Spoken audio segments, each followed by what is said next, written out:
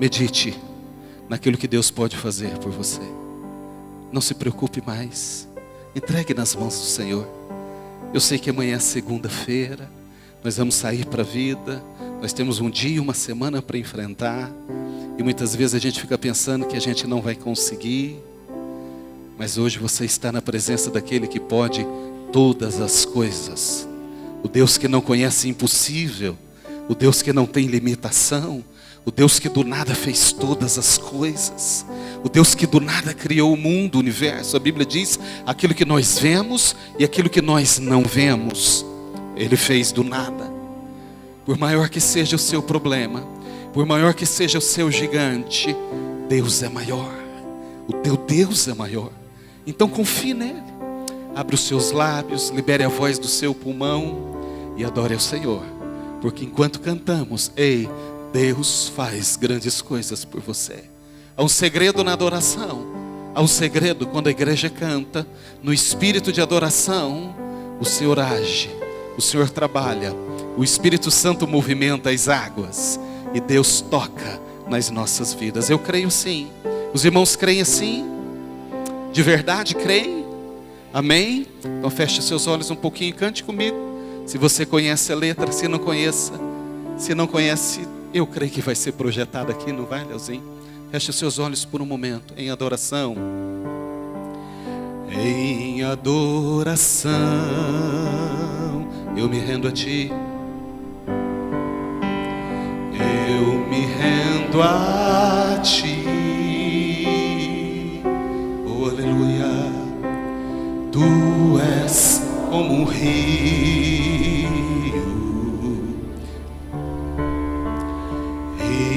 De águas vivas, flui dentro de mim, flui dentro de mim, flui dentro de mim, és manancial, oh aleluia, fonte inesgotável, traz vida. Traz vida ao coração.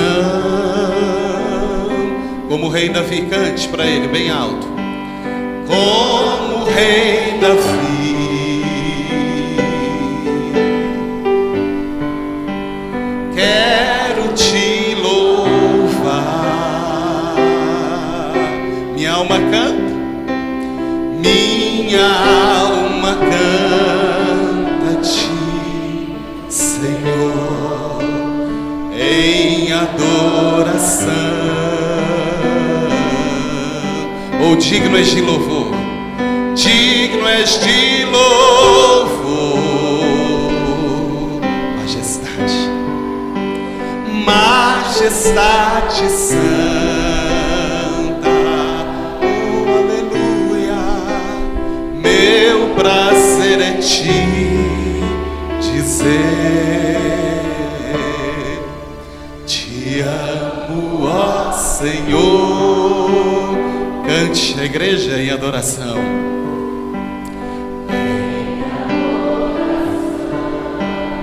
Aleluia, eu me rendo a Ti.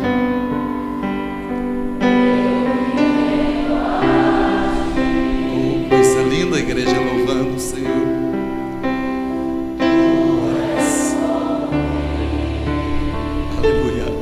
Rio de águas vivas,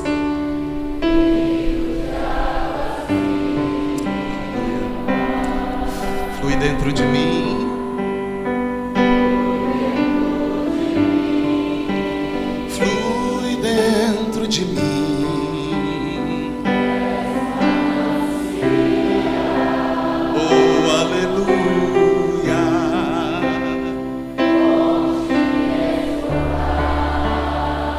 traz vida, traz vida.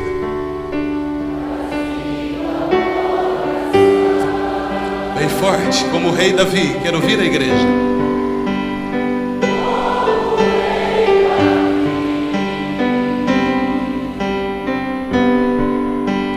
Quero te louvar,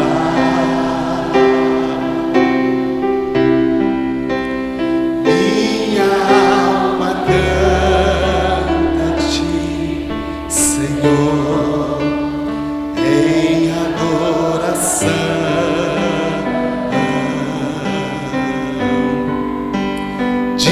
és de louvor.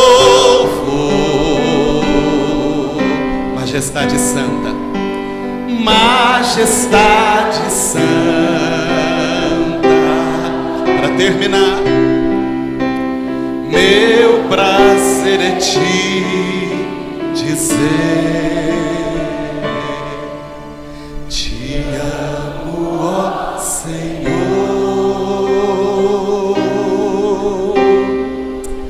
Oh, aleluia, aplauda o Senhor mais uma vez. A Ele a honra, a glória e o louvor para sempre. A Ele a honra, a glória e o louvor para sempre.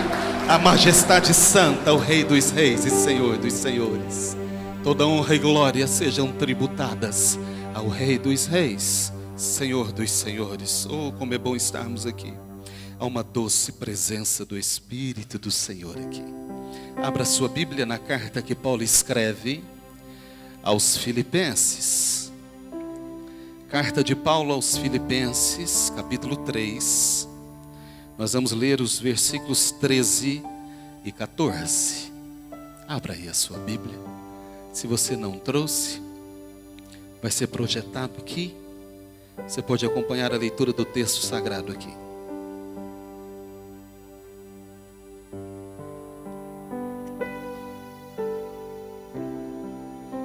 Aleluia. Estou vendo os adolescentes ali procurando o texto, todos com Bíblia na mão. Coisa linda, gente, é isso aí. É isso aí.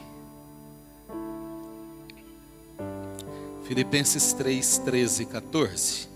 Diz assim a palavra do Senhor: irmãos, quanto a mim, não julgo havê-lo alcançado, mas uma coisa faço, esquecendo-me das coisas que para trás ficam, e avançando para as que estão adiante de mim, prossigo para o alvo, para o prêmio da soberana vocação de Deus em Cristo Jesus.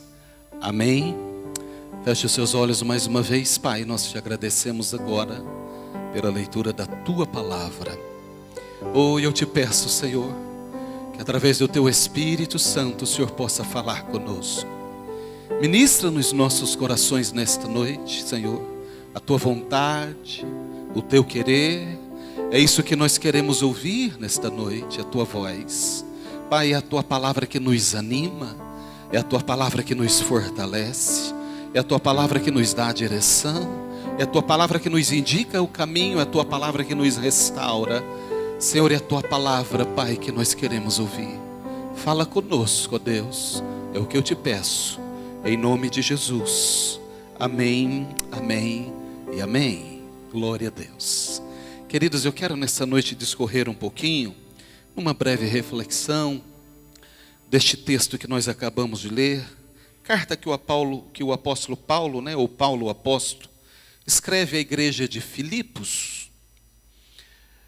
Acredita-se que Paulo tem escrito essa carta por volta do ano 60, 61, depois de Cristo, ou da era cristã, a esta que é conhecida como a igreja de Filipos. Essa carta aos Filipenses, ela é uma das 4 cartas que os estudiosos chamam de carta da prisão, ou cartas da prisão, porque Paulo teria escrito essa carta aos Filipenses, também a carta aos Efésios, aos Colossenses e a Filemon, quando ele estava preso. Então, Filipenses é uma das cartas que Paulo teria escrito de uma das suas prisões. Acredita-se que da prisão de Roma. E essa carta, irmãos, que Paulo escreve aos Filipenses, ela tem um cunho bastante pessoal. Ela não é uma carta com profundidade doutrinária, como é, por exemplo, a carta aos Romanos. Quero trazer apenas alguma introdução aos irmãos, para que a gente possa nos situar, para que nós possamos nos situar aqui, dentro desse contexto, um pouco mais amplo, antes da gente ir propriamente ao texto, à mensagem que Deus colocou no meu coração. Eu acho que é importante, eu considero importante que a gente entenda o cenário que essa carta foi escrita, o momento em que essa carta foi escrita, para que a gente possa compreender a razão e a mensagem que o apóstolo quer trazer para nós. A igreja de Filipos, amados, ela foi uma igreja fundada pelo próprio apóstolo Paulo. Nós vamos encontrar na Bíblia, no livro dos Atos dos Apóstolos, no capítulo 16 do livro de Atos, quando Paulo estava, diz a Bíblia, ele estava intentando, ou seja, ele tinha intenção, ele estava projetando.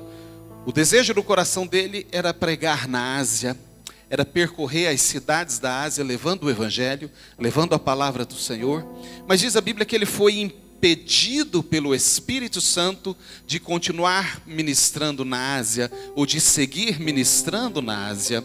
E ele foi para Trode, a cidade de Trode, e diz a palavra do Senhor, que quando ele estava em Trode, ele estava dormindo, ele teve uma visão de noite. Diz a Bíblia que se apresentou a ele nesta visão, está no capítulo 16, salvo engano, versículo 9 do livro dos Atos dos Apóstolos.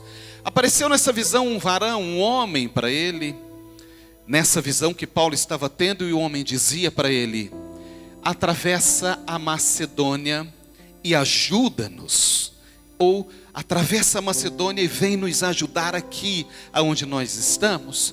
E a Bíblia diz que Paulo entendeu que na verdade esse sonho, visão, sonho barra visão, referia-se a uma visão espiritual. E ele não teve dúvida, tomou o navio em Troade e foi em direção a Filipos. Portanto, essa cidade, a cidade de Filipos, era uma cidade situada na região da Macedônia, no norte da Grécia. Essa cidade de Filipos, ela foi fundada pelo imperador Filipe II, ou pelo rei Filipe II, por isso que chama Filipos, Os caras fundavam uma cidade e botavam o nome deles, Então Filipe II, para efeito de história, só para os irmãos saberem, foi o pai do Alexandre, considerado, chamado de Alexandre o Grande. Então a cidade de Filipos, fundada por Filipe, pelo imperador Filipe II, recebeu Paulo na sua segunda viagem missionária, e ela ficava exatamente no norte da Grécia, ao leste da Macedônia, da região da Macedônia. Ela representava ali o portal para a Europa. É a primeira cidade, o primeiro passo do apóstolo em direção da evangelização da Europa. Depois ele é levado até Roma. Mas naquele momento, no ano 50 a.C., ele escreve essa carta 11 anos depois, no ano 61. No ano 50 a.C., ele faz a segunda viagem missionária e vai para Filipos. E quando ele chega em Filipos, diz a Bíblia que algo de extraordinário acontece. Lá naquela cidade ele vai andando pelas ruas, e a Bíblia diz que ele pregava Jesus, aquele que ressuscitou. Essa era a mensagem principal de Paulo. Eu estou falando em nome de Jesus, aquele que os judeus o prenderam, crucificaram e o mataram, mas ele ressuscitou no terceiro dia. E esse que ressuscitou não é outro senão o Filho de Deus. Essa era a novidade, por isso que o Evangelho se chama boas novas ou boas notícias. É isso que significa a palavra evangelho, boas notícias, boas novas. Então Paulo dizia: eu estou trazendo boas notícias para vocês. Eu me encontrei com um homem no caminho de Damasco que se chama Jesus, e este homem é o Messias prometido, é o Filho de Deus, porque ele morreu, mas a morte não foi suficientemente forte para detê-lo, para segurá-lo. Ele ressuscitou no terceiro dia, subiu aos céus, está sentado à direita de Deus e intercedendo por nós. E ele quer entrar na sua vida, ele quer entrar na tua casa, ele quer entrar na tua família, ele quer mudar a sua realidade, ele quer reestruturar o teu modo de viver, ele quer dar sentido à sua vida. Essa era a mensagem de Paulo. E quando ele andava pelas ruas de Filipos pregando essa mensagem, diz a Bíblia que uma mulher por nome de Lídia, a vendedora de púrpura, era uma comerciante muito conhecida, influente na cidade, vendia púrpura. Só quem andava com púrpura eram os nobres, porque os outros andavam com algodãozinho cru mesmo, branquinho, né, irmão Aldo? Só quem andava com roupa de cor, com vestido ou com veste de púrpura, era quem tinha muito dinheiro. Então Lídia era comerciante dos ricos e famosos, daquela cidade. E a Bíblia diz que Lídia se converteu, e junto com Lídia a família dela, a casa dela, ouvindo Paulo pregar, ouvindo Paulo entregar a mensagem do Evangelho, diz a Bíblia que Lídia se converteu nessa cidade, chamada de Filipos, que ficava na província da Macedônia, no alto de uma montanha pertinho do mar Egeu. E na medida com que ele pregava em Filipos, diz a Bíblia que algo de sobrenatural aconteceu. Deus curava, Deus restaurava, Deus fazia com que paralíticos andassem, vidas eram transformadas. E uma jovenzinha, uma adolescente, uma menina, diz a Bíblia que tinha um dom, ela tinha a capacidade de adivinhar as coisas, de ler mão, de fazer e falar do futuro, e ela tinha um dono, ela era criada, ela era escrava de um dono, e o homem usava ela para ganhar dinheiro, explorava essa jovem. E a Bíblia diz que por onde ele andava, Paulo andava, essa menininha dizia, essa jovenzinha: esse homem que vocês estão vendo, ele é servo do Deus Altíssimo. Onde Paulo estava, ela dizia: este homem que vocês estão vendo é servo do Deus Altíssimo, lá em Filipos. Onde ele andava, este homem é servo do Deus Altíssimo. Diz a Bíblia que Paulo parou, se aproximou dela e disse: espírito do mal que está sobre essa menina, espírito de adivinhação, saia em nome de Jesus o Nazareno. E a Bíblia diz que o espírito de adivinhação deixou a menina, e aquele era um espírito perturbador do mal, não provinha de Deus, e ele deixou a menina, sim, porque Deus não faz adivinhação. O espírito revela, mas ele não adivinha. Há uma diferença entre adivinhação e revelação. Então, todo espírito de adivinhação, que inclui cartomantes, pessoas que leem as mãos, signos, horóscopos, não provém de Deus. Se você lê isso, se você dá atenção para isso, ou se você dá crédito para isso, saiba que isso não provém de Deus. O Espírito do Senhor revela, e revela como? Revela através da palavra, da ministração da palavra. A Bíblia diz que a palavra de Deus, ela é viva e eficaz, e ela é mais penetrante do que qualquer espada de dois gumes, que penetra na divisão da alma, do espírito, das juntas e das medulas, e ela é apta para discernir os pensamentos e as intenções do coração. Então quem revela, quem desnuda, quem coloca a pessoa patente diante de Deus, é a palavra de Deus. Qualquer coisa fora disso é um espírito que não provém do Senhor. Então Paulo repreendeu, e aquele espírito saiu, e aí aconteceu um problema. A Bíblia diz que a menina não adivinhava mais, porque o espírito foi embora, o espírito maligno foi embora da vida dela. E os senhores, os donos daquela menina, diz a Bíblia que eram pessoas influentes em Filipos. Estou falando de Filipos ainda. Eram pessoas influentes naquela cidade. Tomaram Paulo e o companheiro dele, Silas, que estava com ele, levaram diante do fórum, diante do juiz, e ele teve um julgamento, e ele foi condenado a sofrer açoites e ir para a prisão, porque ele trouxe prejuízo àqueles homens. Diz a Bíblia que os homens os acusaram de baderneiros. Paulo e Silas foram acusados de baderneiros, e eles foram lançados na prisão. E lá na prisão diz a Bíblia que em um determinado momento, próximo da meia-noite, enquanto eles oravam e cantavam, Deus se manifestou, a presença do Senhor veio, o chão daquela prisão, daquele cárcere foi abalado, as cadeias se romperam.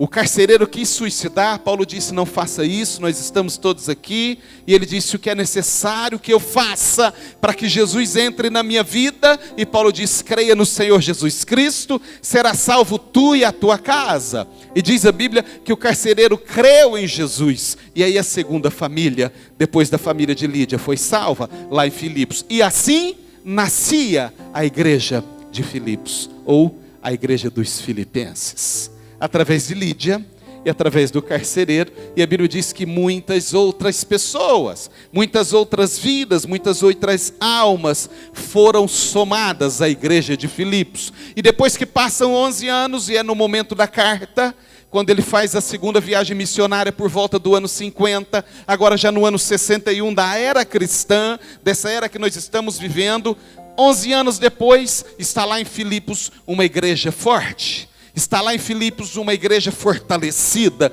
uma igreja que temia Deus, uma igreja que era uma das principais igrejas daquela região, já no portal da Europa. E aí Paulo decide escrever uma carta para essa igreja chamada Filipenses. É nesse momento que diz a Bíblia, Paulo pega um pedaço de pergaminho, uma pena, e escreve essa carta aos Filipenses para a igreja que ele fundou em Filipos. Assim nasceu a igreja de Filipos. Mas o que eu quero falar nesta noite com os irmãos é sobre o quanto é difícil, com base nesse texto que nós lemos, o quanto é difícil, o quanto é desafiador para nós ter que recomeçar alguma coisa na nossa vida. O texto que nós lemos, o texto que nós acabamos de ler, e eu vou reler para que os irmãos se recordem dele, é Paulo dizendo: Mas uma coisa eu faço: eu esqueço-me das coisas que ficam para trás, ou que estão para trás, e avanço para as coisas que estão diante de mim. Prossigo para o alvo, o prêmio da soberana vocação de Deus em Cristo Jesus. Como é difícil a gente fazer isso que Paulo faz, e ele recomenda na carta aos Filipenses para nós. Me parece que o texto está apontando para uma direção, ou está nos levando a entender, a interpretar. Quando Paulo diz: eu deixo as coisas para trás, e eu vou para frente, eu vou deixar as coisas que ficaram atrás, e eu vou olhar para frente, eu vou seguir prosseguindo. Ele está falando de um momento em que a gente tem que recomeçar algumas coisas na nossa vida. E nunca é fácil recomeçar. Aliás, tudo que começa com re é difícil, não é? Quando eu trabalhava no banco, eu trabalhei alguns anos no banco, eu falava para as pessoas, os gerentes que trabalhavam comigo, que eu tinha que formá-los, e eu dizia para eles: a gente conquistar um cliente bom, os irmãos que têm comércio, que têm empresas aqui, com certeza vai concordar comigo. A gente conquistar um cliente bom, Daiane, um cliente fiel, um cliente que prestigia a gente no negócio, no comércio, bom pagador, que está sempre comprando, que fala bem da gente, que divulga a nossa marca, a nossa empresa, que fala bem do nosso estabelecimento. A gente conquistar um cliente neste nível é muito difícil, não é? Agora, reconquistar é muito mais difícil. Se por alguma razão ou de alguma forma a gente perde esse cliente, se a pessoa deixa de continuar, de seguir sendo nosso cliente, se aborrece por algum motivo, se entristece por alguma coisa, ou se a gente dá uma pisada na bola, não é? Com ele, com coisas que a gente não poderia fazer, e aí acontece uma falha, e a gente escorrega um pouquinho, e a gente perde esse cliente. E aí a gente vai colocar um trabalho para reconquistar. É muito mais difícil reconquistar do que conquistar. Não é? É muito mais difícil a gente trazer de volta aquilo que a gente perdeu do que a gente conseguir trazer na primeira vez, que já não é fácil. Então ter que reconquistar, ter que retrabalhar. Quando a gente passa um dia trabalhando e chega no final do dia, viu que aquilo que a gente fez estava tudo errado, e a gente vai enfrentar o retrabalho, ou seja, nós vamos ter que fazer tudo de novo, desfazer o que a gente fez para fazer certo agora, é muito mais difícil. Por isso que eu acredito, eu fico imaginando, que recomeçar é muito difícil. Talvez você tenha entrado aqui, ou existem pessoas aqui nesta noite, que está vivendo um momento na vida, uma fase na vida, que você sente, percebe, que é necessário recomeçar. Você precisa recomeçar em alguma área, alguma coisa que não correu bem na sua vida, alguma área que não aconteceu do jeito que você imaginava que fosse acontecer, ou que pudesse acontecer, e você fez o seu melhor, você se dedicou ao máximo, entregou ao máximo o que era esperado, mas não foi suficiente.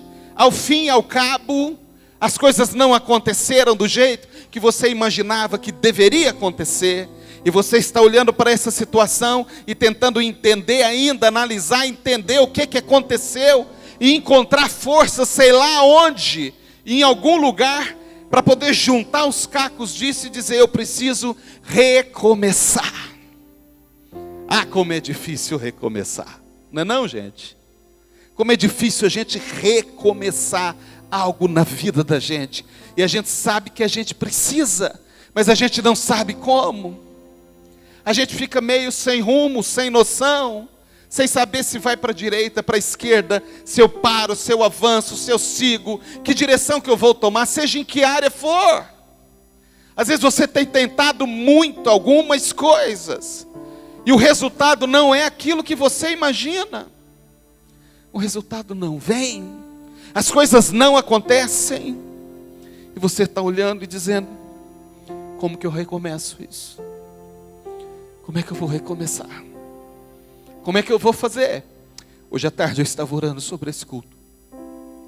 O Espírito do Senhor ministrou no meu coração esta palavra.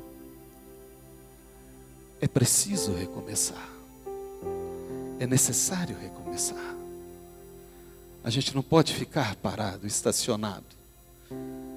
O fato de não ter dado certo, da forma como você fez, não significa que não vai dar certo.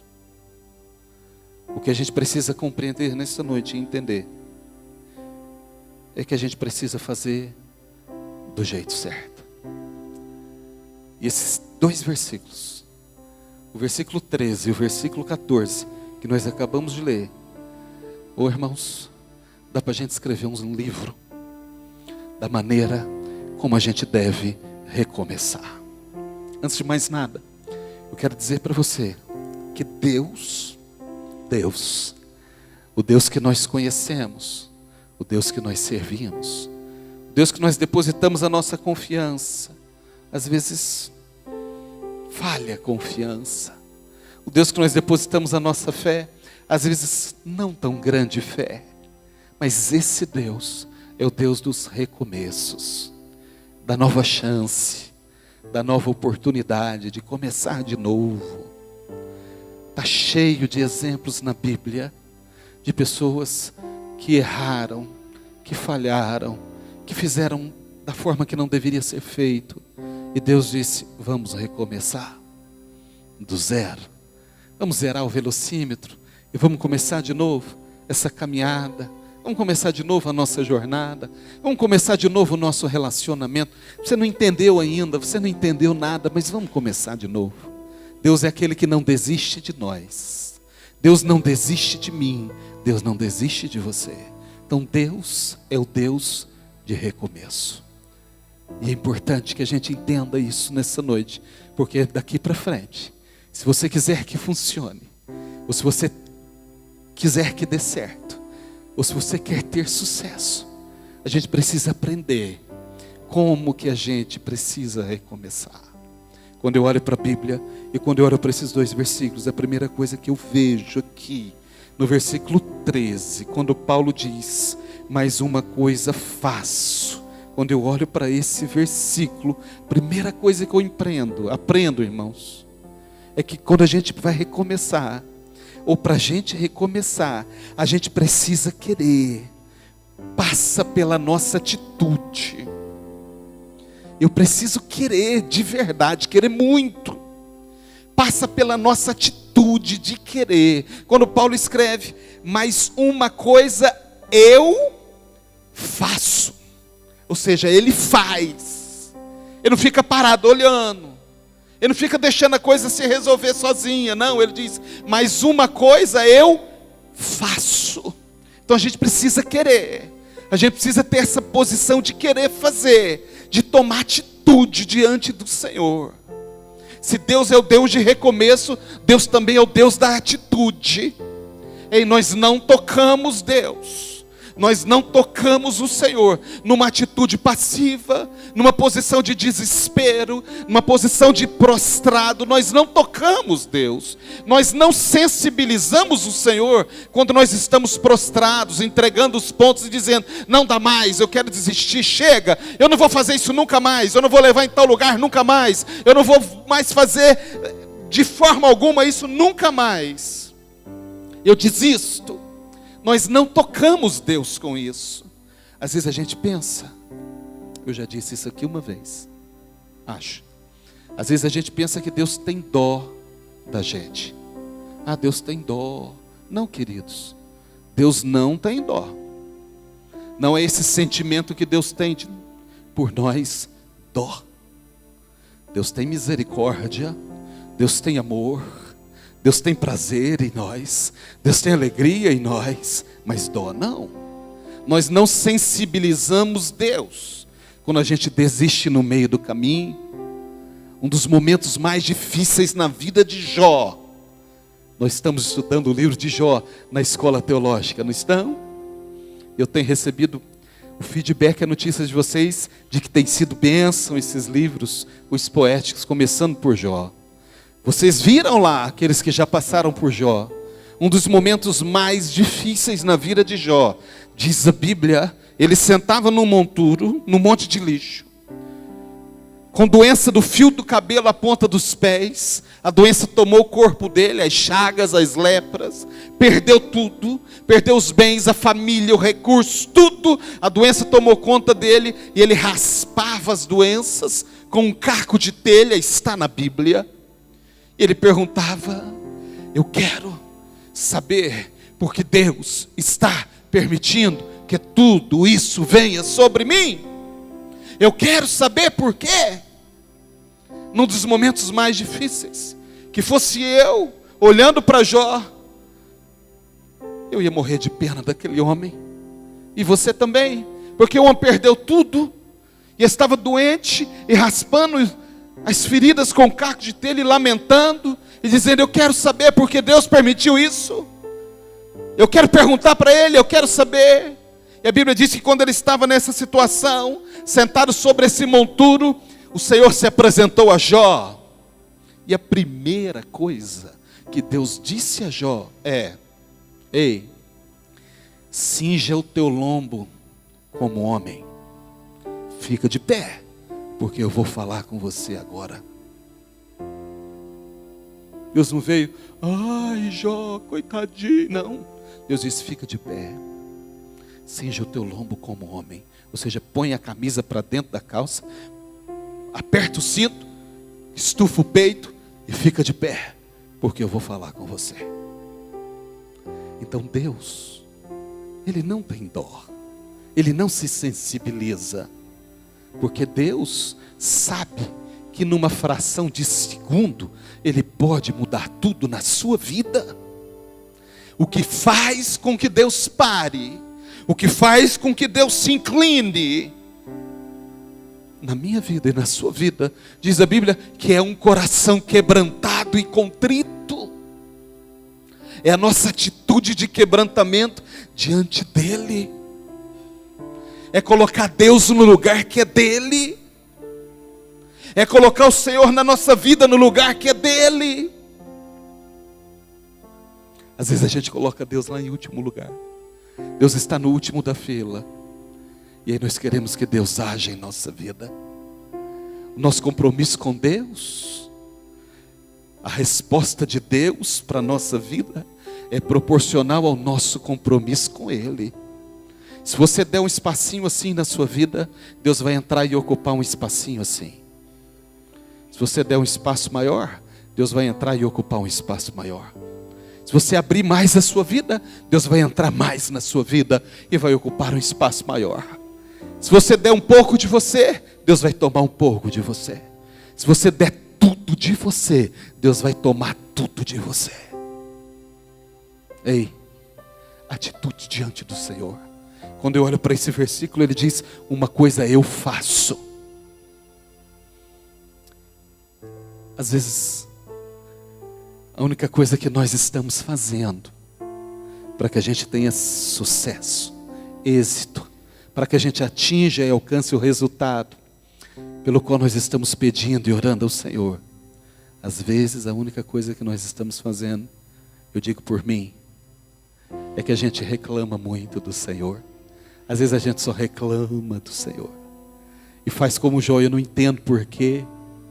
Já fiz tantas coisas, já fui a tantos lugares, já corri para tantos lugares, já tomei tantas vezes esse recomeço, já fiz isso tantas vezes, já iniciei tantas vezes e acontece a mesma coisa. E você está olhando e tentando juntar os cacos e entender o que aconteceu. E o Espírito do Senhor fala assim: a tua atitude, a tua posição diante de Deus é que está equivocada. A tua posição diante do Senhor é quem é Deus para você. O quanto Deus ocupa da tua vida. Que lugar Deus está na nossa vida, não é? Por isso que quando nós olhamos para a Bíblia, se nós estamos precisando recomeçar, comece aprendendo que eu e você, nós precisamos fazer algo. A nossa atitude diante do Senhor. Quando Jacó quis ser abençoado, eu disse aqui esses dias, ele queria uma bênção, está lá no livro do Gênesis. A Bíblia diz que ele lutou com Deus a madrugada inteira. E o Senhor disse: fica aí, eu vou para lá. E ele agarrou o Senhor e disse: eu não te deixarei enquanto o Senhor não me abençoar. Eu não te deixarei enquanto o Senhor não me abençoar. E agarrado com Deus ele estava, agarrado ele ficou a madrugada inteira. Deus disse, então tá, eu vou te abençoar.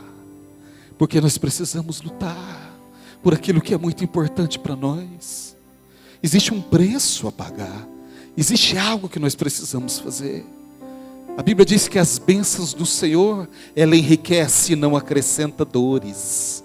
Mas a nossa decisão, a nossa posição e a nossa decisão de nos entregar ao Senhor é quem comanda, é quem determina o que vem de Deus para a nossa vida.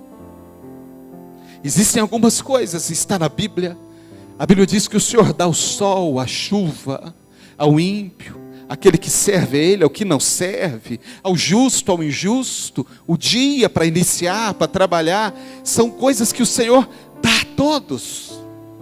Mas existem algumas coisas na nossa vida, especificamente, que trata sobre nós, que nós temos que lutar diante do Senhor, nós temos que buscar diante do Senhor, nós temos que nos colocar diante de Deus, numa posição de valorizar o Senhor, de reconhecer quem é Deus, e de dar o espaço na nossa vida, para que Ele entre e preencha, que Ele não vai só entrar, Ele vai entrar e Ele vai preencher, Ele vai ocupar os espaços da sua vida, e aí a gente começa a ver mudança e diferença na nossa vida. Se você quer recomeçar, e alcançar o que você está buscando do Senhor, comece assumindo uma posição de entrega total ao Senhor. Entrega para o Senhor a tua vida, tudo que você tem, tudo que você é, e diga, Deus, entre na minha casa, entra na minha vida, muda a minha estrutura, mexe com a minha estrutura. Não é assim que a gente cantava uns anos atrás? Sara todas as feridas. É uma entrega.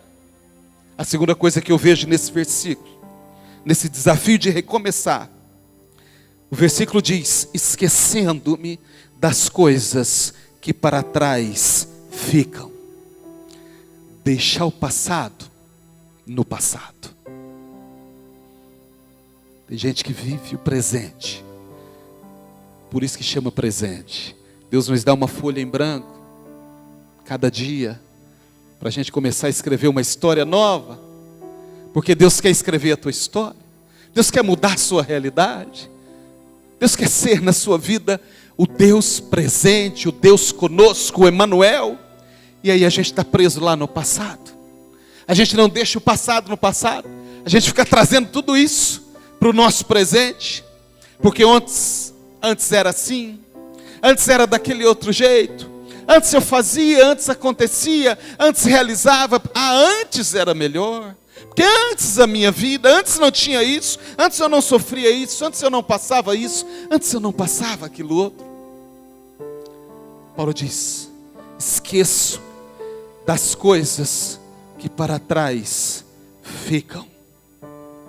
Deixa o passado lá atrás, viva o presente com o Senhor e olha para o futuro. Ei, passado é um referencial, apenas uma referência. Ninguém pode caminhar olhando para trás, porque senão a gente vai trombar com o que está na nossa frente. Não é assim? O retrovisor do carro é desse tamanhozinho, perto do para-brisa que é grandão. Para-brisa a gente olha para frente, o retrovisor é só para uma referência. E o teu passado é uma referência. Mas o Deus que está com você, Ele quer garantir o teu presente, e Ele quer mudar a tua realidade hoje, para garantir o seu futuro. Então deixa o passado lá atrás, esqueça o que você tinha, o que não tinha. Às vezes nós ficamos presos nessas coisas, e a gente não consegue fazer como aquela mulher, que eu falei sobre ela aqui um dia desses, fechar a porta e seguir adiante. Lembra da mulher que perdeu o filho? Falei sobre isso aqui, não lembro que domingo. O filho morreu, ela botou na cama do profeta, fechou a porta e disse, eu vou para frente. Eu vou falar com quem pode resolver o meu problema. E aí eu me lembro de Davi. Davi teve um filho com Batseba, um filho em pecado, porque Batseba era mulher de Urias. E a Bíblia diz que Deus, para fazer justiça, o menino nasceu e estava tudo bem. De repente a Bíblia diz que o menino adoeceu, filho de Davi com Batseba, o primeiro filho. E a Bíblia diz que Davi chorou, porque o menino estava doente. Não apenas chorou o grande rei Davi, Davi deixou de comer, não bebeu água, rasgou as vestes, se vestiu de saco, se prostrou no chão, botou a cara no chão, e o menino doente, e ele orava incessantemente, ele buscava. Parou de governar, abandonou o trono, abandonou o reino, não fez mais nada, nada, a não ser sofrer com a situação daquele menino. Diz a Bíblia que por 7 dias, o menino ficou assim. No 7º dia ele morreu. E os ministros do rei Davi, que estavam lá no palácio com ele, com medo de dar notícia para ele, porque se o homem está assim, com o menino doente, a hora que ele souber que o menino morreu, ele vai se matar. Nós vamos perder o rei. E a Bíblia diz que Davi observou e percebeu que eles estavam conversando e estavam falando sobre a situação do filho dele. Está lá em 2 Samuel capítulo 12, salvo engano.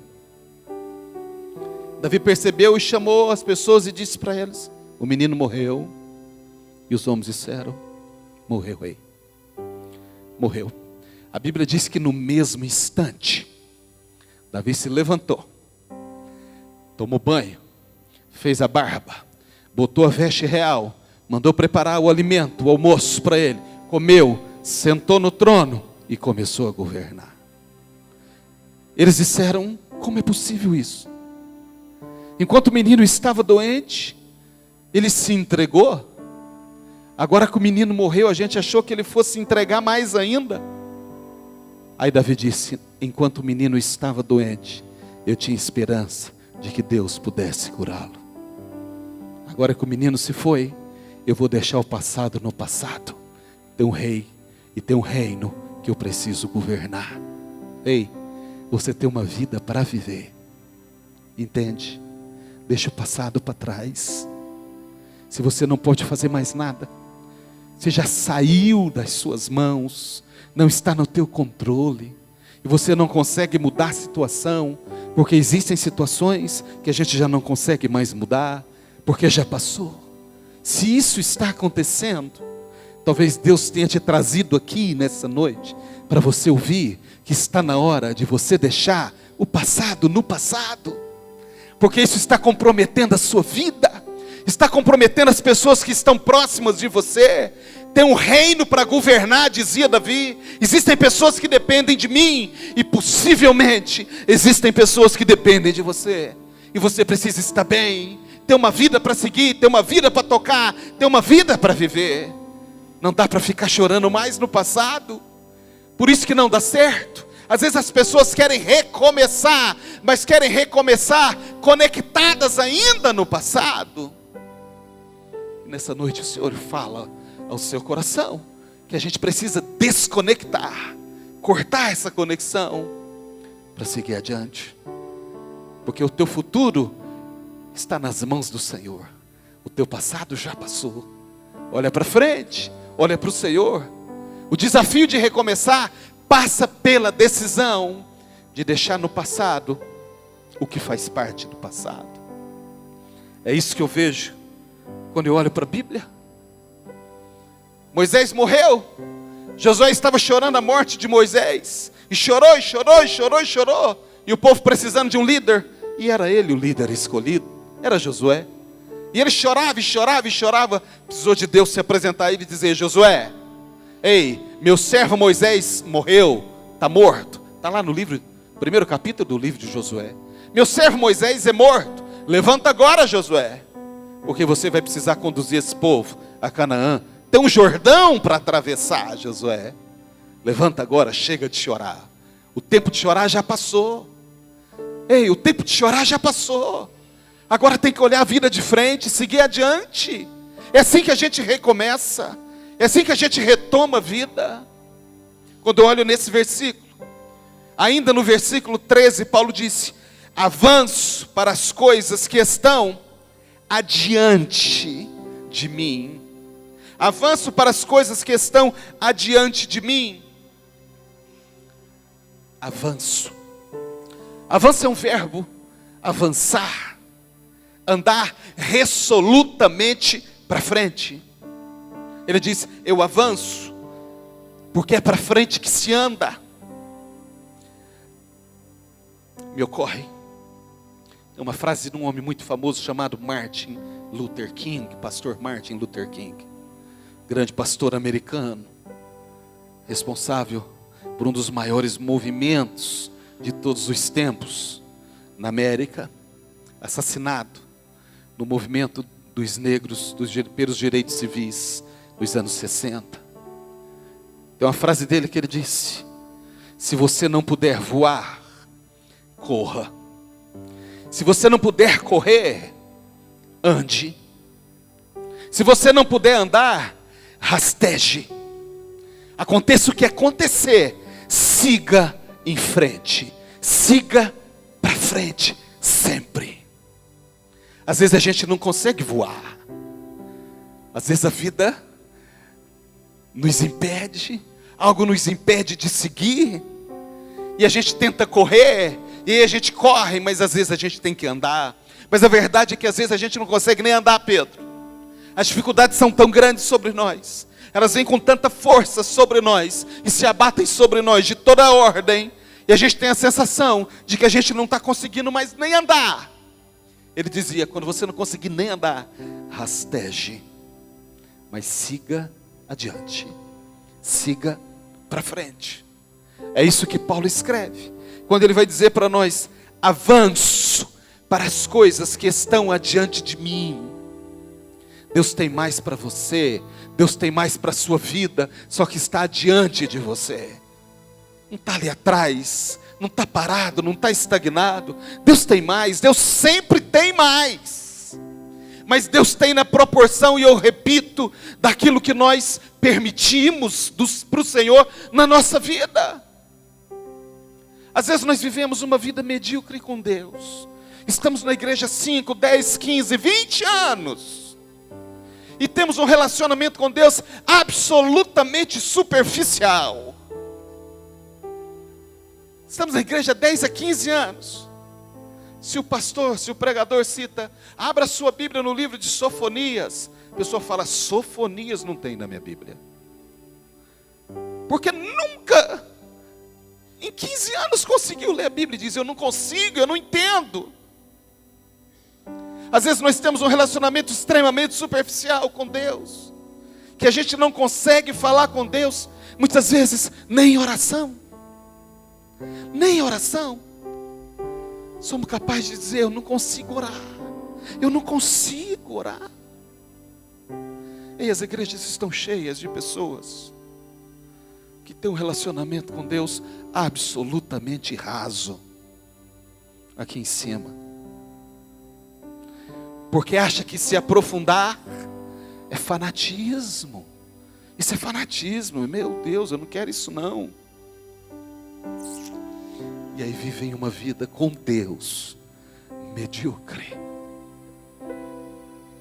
E as coisas vêm sobre nós. E a gente não sabe o que fazer. Não sabe para onde correr. Porque a gente não sabe nem como falar. A boa notícia é que você pode falar com Ele do jeito que você quiser. Que Ele te ouve, Ele te entende.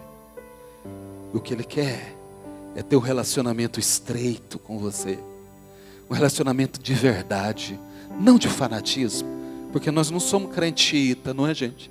Nós não somos xiitas, não. Nós buscamos ser cristãos, com todas as falhas e limitações que nós temos. Oh, mas eu amo Jesus, irmãos. Eu amo o Senhor.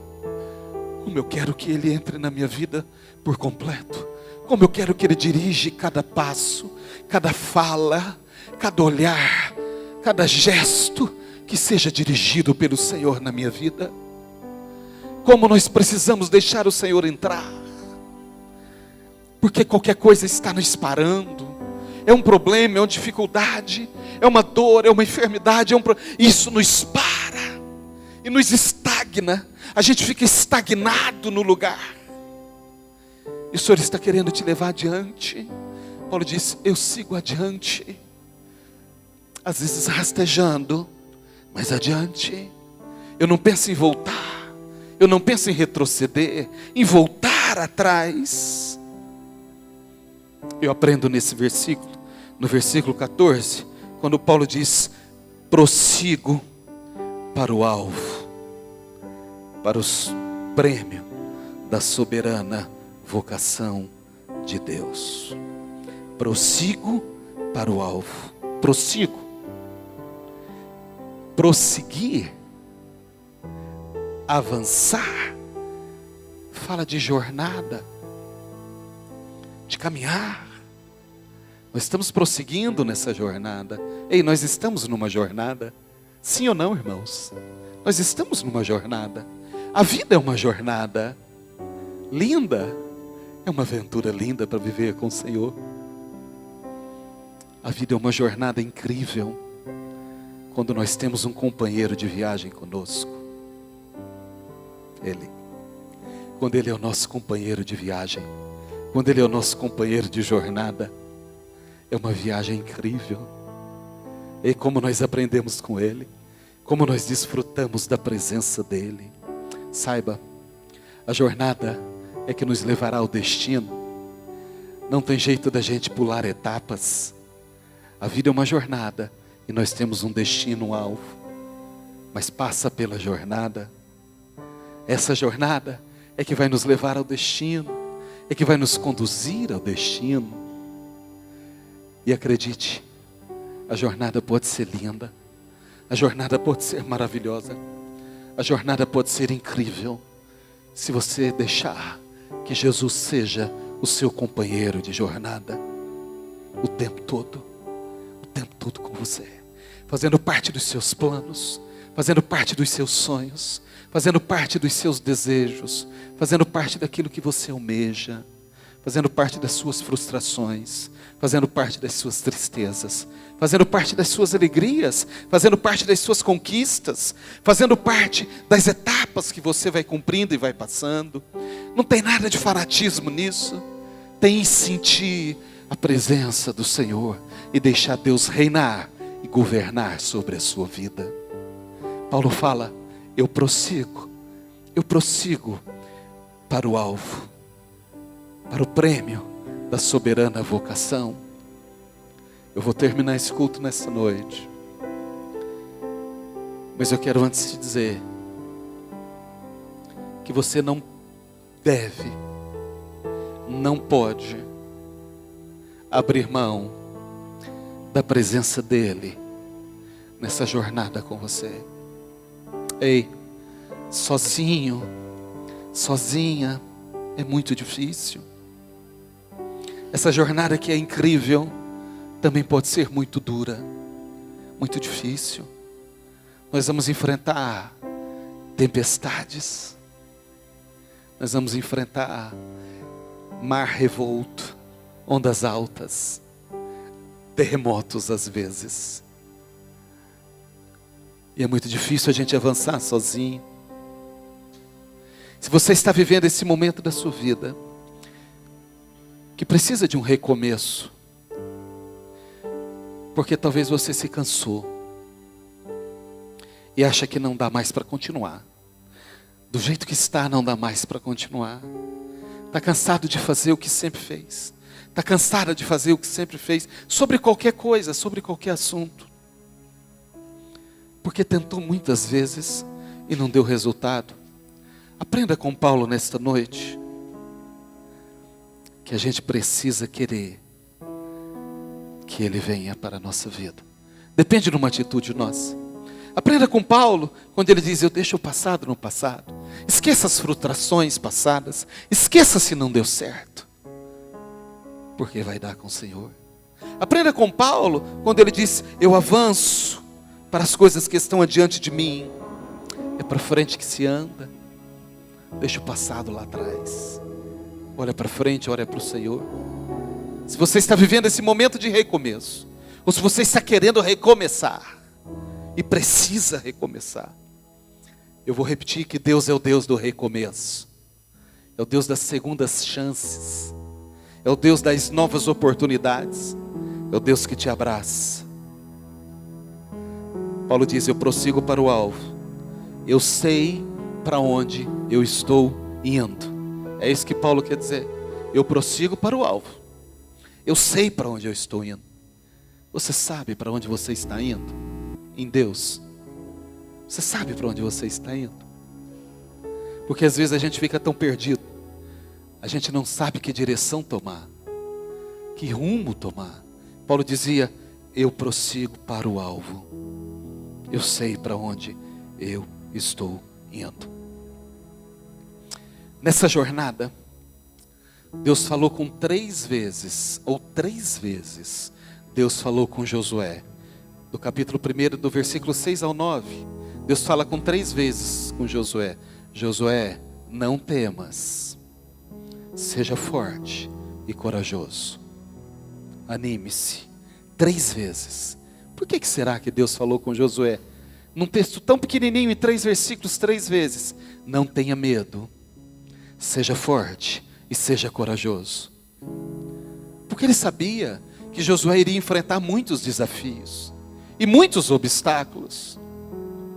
Josué, antes de conquistar Canaã, ele teve que enfrentar 31 reis e conquistar 31 reinos, um para cada dia.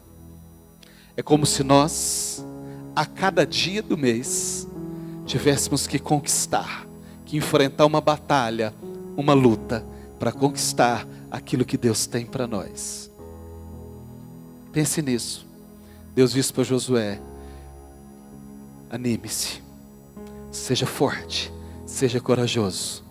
Mas Deus disse também: eu estarei com você. Assim como eu fui com Moisés, serei contigo, Josué. Não te deixarei e nem te desampararei. É Deus quem disse. Seja forte, seja corajoso, tenha postura, seja animado, mas eu vou estar com você. Eu não vou te deixar. Fica de pé, eu vou terminar esse culto nesta noite. Nós vamos terminar. Oh, aleluia. Eu quero te dizer que para terminar, nesse momento de recomeço, há um versículo no livro, na carta aos Hebreus, que o escritor aos Hebreus, no capítulo 12, salvo engano, o versículo 2, ele disse: olhando firmemente para Jesus. Ei, segue, mas olha para Jesus. Põe os teus olhos nele. O autor diz: olhando firmemente para Jesus, que é o autor e o consumador da fé. Eu ponho os olhos no Senhor. Não ponho os olhos nas circunstâncias. Não ponho os olhos nas coisas que você está vendo. Não ponho os olhos na situação. Não ponha os olhos no diagnóstico que te deram. Não ponha os olhos na palavra que alguém te disse: não vai dar, não vai adiantar, não vai dar certo, não adianta. Ei, não ponha os olhos naquilo que disseram para você: não tem mais jeito, não tem mais chance, ou não tem mais cura, ou não tem o que fazer. Põe os olhos em Jesus nessa noite. Você vai precisar manter os seus olhos nele. Nele, porque é do Senhor que vem a tua vitória. Ei, o salmista diz: eu elevo os meus olhos para o monte, porque é de lá que vem o meu socorro. O teu socorro vem do Senhor, que fez os céus e a terra. Não importa o que te disseram, não importa o que te falaram, não importa. Deus é maior. Depende de você. Às vezes os nossos olhos vagueiam em tantas direções, hein? Às vezes os nossos olhos são colocados em tantas coisas. Nessa noite o Espírito do Senhor te diz: põe os olhos no Senhor, põe os olhos em mim. Quando nós colocamos os olhos no Senhor, nós vemos a grandeza dEle, o poder dEle, a majestade dEle, a glória dEle. Ou nós sentimos o Senhor em nós. Às vezes nós desviamos os nossos olhos. A Bíblia diz que Pedro olha para Jesus. Jesus vem andando sobre as águas. Pedro vê e diz: Senhor, se é o Senhor que está vindo, manda-me eu ir ter contigo. Jesus diz: vem, Pedro. E Pedro desceu do barco, botou os pés nas águas, e a Bíblia diz que ele começou a andar, porque os olhos dele estavam no Senhor. De repente o vento bateu, um pouco mais forte, e ele foi olhar o vento e o mar. A Bíblia diz que ele começou a afundar. Mas enquanto os olhos de Pedro estavam no Senhor, ele foi o único homem, irmãos, que andou sobre as águas. Com os olhos no Senhor, você vai ir a lugares que você jamais imaginou. A solução do seu problema, a solução da sua tristeza, a solução da sua dor, a solução da sua angústia, passa pelo Senhor na sua vida. Passa por Ele. E o melhor, Deus quer agir, Deus quer fazer, Deus quer realizar. E por que não realiza? Por causa de tudo isso que eu disse aqui. Recomeço passa por decisão. E tudo isso que nós falamos aqui nesta noite. Mas Deus está aqui. Deus é maior. E Ele quer abraçar você. Feche seus olhos. Eu vou orar para você nesta noite. Louve o Senhor. Em pedaços minha alma estava, mas por sua graça refeito sou. Sem nada em troca, fui resgatado.